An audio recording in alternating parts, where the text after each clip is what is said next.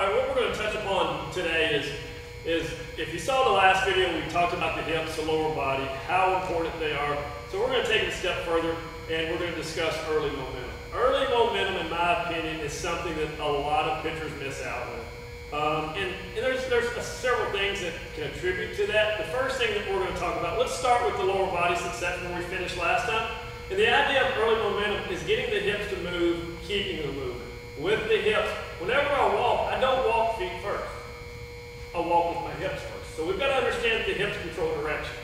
As my hips go forward, the body's connected, it's going to follow. Right? Secondly, we've got to keep these hips moving. We've got to keep them in motion. We're trying to build energy, create some early momentum so it continues to build and accumulate, and then it's transferred through the upper body. So one thing we've got to think about is just simply from our stride. You're going to see a lot of, from our alignment, excuse me, you're going to see a lot of guys, they'll start here and they're coming straight back. Other guys will come to the side.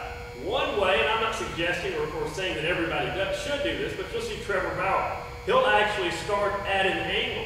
The reason that's beneficial is you'll see from here, as I start at an angle and I start to go, it's an easy way for my hips it's an easy way for me to cheat my hips to get them moving.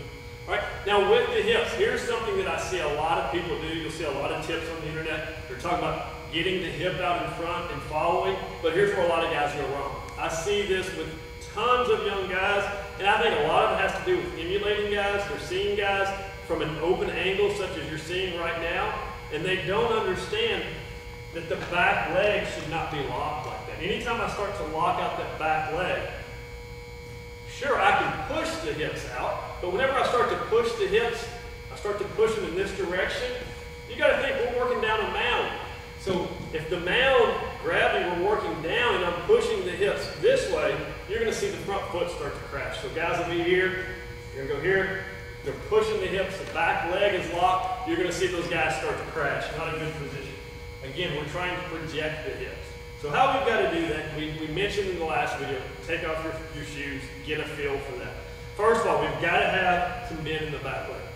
So what we're going to do with this is we're simply going to set the hip, we're going to pinch right here. Before I reach the top of my lift, I'm simply thinking that the butt's in front of the shoulder.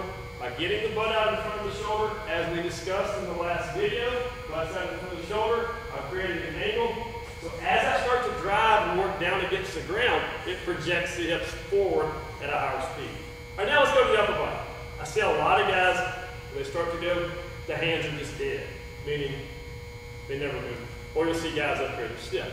We want to prep the upper body up. The chest, the back, very important part of throwing. We want to stay loose. Loose muscles are faster muscles, as you heard Hunter mention in the last video.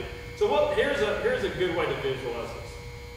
If you've ever watched the X Games with the guys on the skateboard, they start down one hill off that ramp to get to the other. They're trying to build some momentum. We want to think about it the same way. So maybe we need to look at it a little bit differently.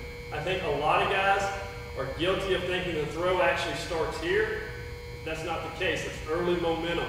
We want to think loose. We're trying everything in our power to take advantage of early momentum, to get it moving faster. So one way to do that is to actually get the hands moving up and down. And with this, maybe you exaggerate. Maybe you try this in your drills. Maybe you over-exaggerate it a little bit. But as the leg goes up, so do the hands. One, it's a sense of timing.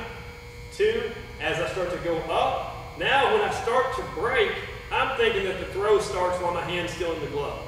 As I'm here, how fast can I get the arm moving out of the glove? I want to speed up out of the glove. So many guys that I see, you'll watch videos, they're very slow out of the glove, and then they're trying to be aggressive late. So the difference, how I would phrase that, think throw fast early versus hard late.